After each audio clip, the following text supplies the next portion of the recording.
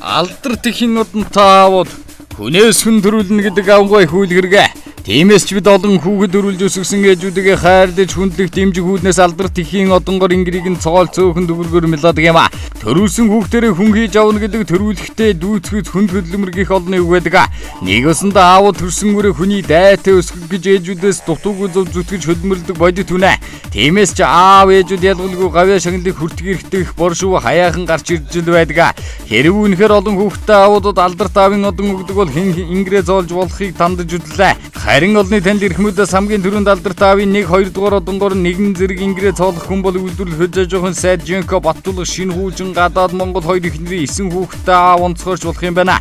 Мэдээж олон сайхан хүүхдийн тоогоор 5 толгой хүчээ үржигдэж таарна. Удаах баринд Монгол Улсын ерөнхийлөгч Илбэгдэр Жөөрийн 5 хүүхдийнхээ тоогоор алдар таавын одон зүүж таарах бол өргөж өсгөж өөр эмсэж яваа хүүхдийг нэмбэл алдар таавын гран при одонтой бол таарах юм байна. Цаашлаад мөн хуучин шинэ эхнэрүүдийн хүүхдүүд нь нийлээд 2 дугаар одон бөөндөг тооны хүүхдүүдтэй аавуудаар ажна Бат Эрдэнэ буянгийн жаргал сайхан нарууд алхнаа. Түүнчлэн гүйцэтгэх засаглалын тэргүүн алт үеийн хуучин шинэ амьдралынхаа нийт хүүхдүүдийн тоогоор 2 дугаар одон авч таархна.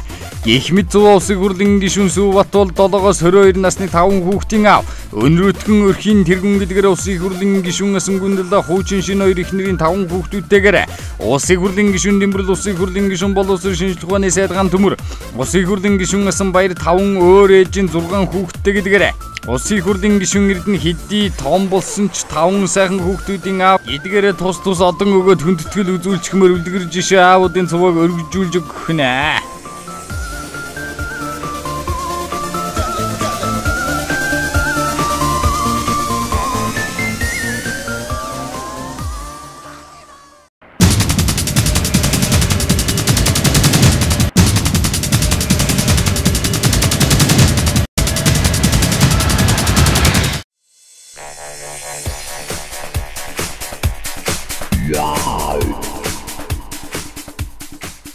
Оюун гэрэлсээ зурхаад идэхэн заяаны ханя олжаа.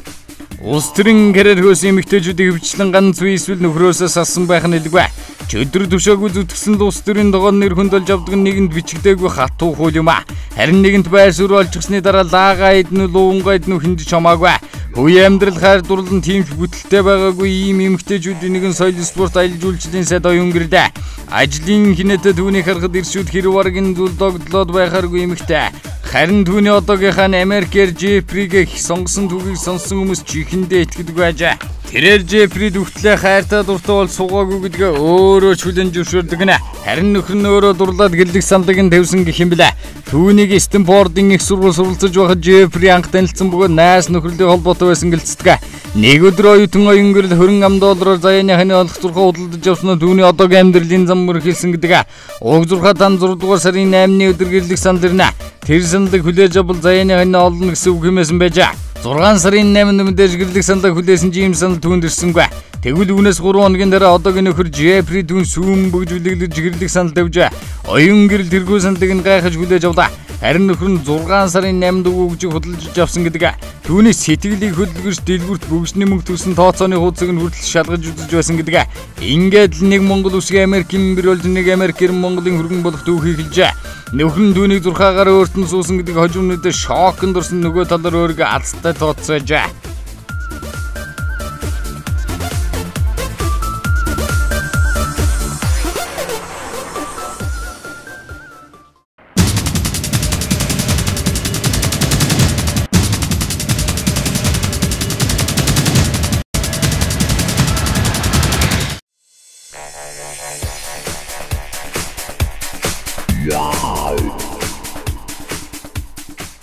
Гончигдорж дан дээлтэй гарсан юмсандаа дараа бол уяагаа бол эрхэм гишүү сүүлийн өдөр тун уран цэцэн болоод байгаа.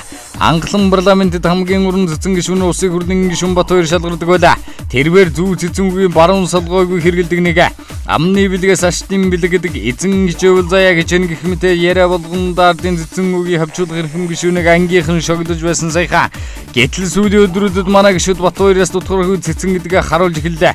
Төрийн байгуулалтын байнгын орооны хурал дээр эрхэм гишүүн бям цогтгон чигдэрж нарын гишүүд ардын цэцэн үгээр байлдваа. Бэмцэгт овоо босгоогүй шаазгаа юундан суух үлээ.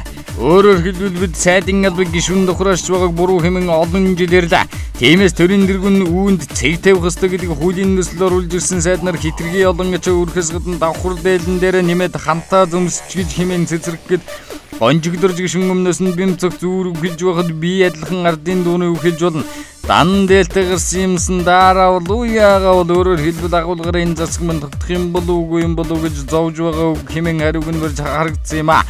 Хоёр гишүүний цэцэрлэлийн ажил суусан тэмдэглэгч улсын хурал дээр дан давхар гэж аман ярихгүй яасан юм бэ? Улсын хурлаар тодорхой үеийн үндэслэл ярьдаг. Тийм болохоор албаны хэллэгээр ярьж бол яасан юм бэ хэмээн игдүүцвэ. Гишүүдийн ярианы хэллэг тунж хөгжиж байгаа бол та ардын зүрх зүгээр талцаж хэрэлдэг шиг амьдрал дээр стэд хуулиа сайн мэддэг болоосай доо.